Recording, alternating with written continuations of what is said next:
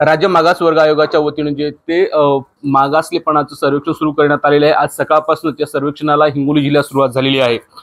Mobile ॲपच्या माध्यमातून online पद्धतीने हे सर्वेक्षण सुरू झालेलं आहे आणि हिंगोली जिल्ह्यात सुद्धा सकाळपासून या सर्वेक्षणाची सुरुवात झाल्याची पाहायला मिळते।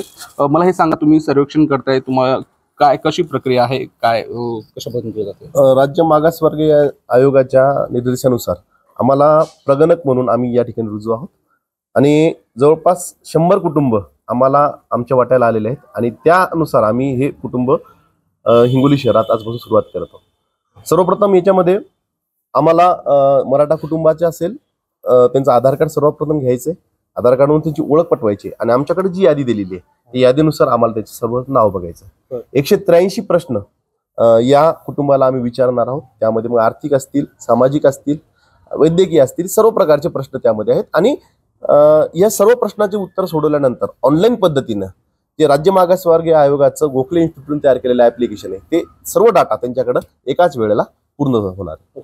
मला हे सांगा, हे संपूर्ण तुम्ही सर्वेक्षण करताय, कोणकोणते प्रश्न जे महत्त्वाचे 1-2-4 प्रश्न सांगा। प्रश्न महत्त्वाचे म्हणजे जसं की तुमचा कुटुंबाचा पारंपरिक व्यवसाय कोणता आहे, मुलांची शैक्षणिक परिस्थिती काय आहे, दुसरी गोष्ट म्हणजे सध्या कोणत्या प्रकारचं त्यांचं शिक्षण कुठे चालू आहे, कोणत्या शासकीय योजनेचा लाभ तुम्हाला घेता येत का आणि आजची आर्थिक परिस्थिती कशी आहे, उत्पन्न स्त्रोत वगैरे सर्व यामध्ये घेत आहोत।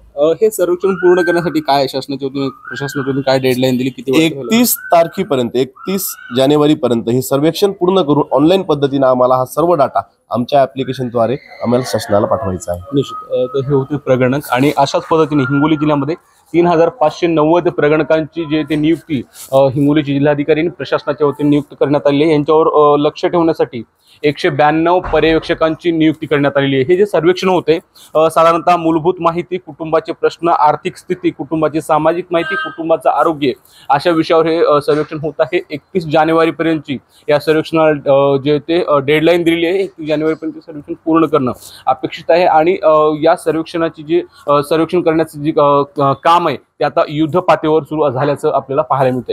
कॅमेरा पर्सन आकाश, माधव दिपके, एबीपी माझा, हिंगोली। एबीपी माझा, उघडा डोळे बघा नीट।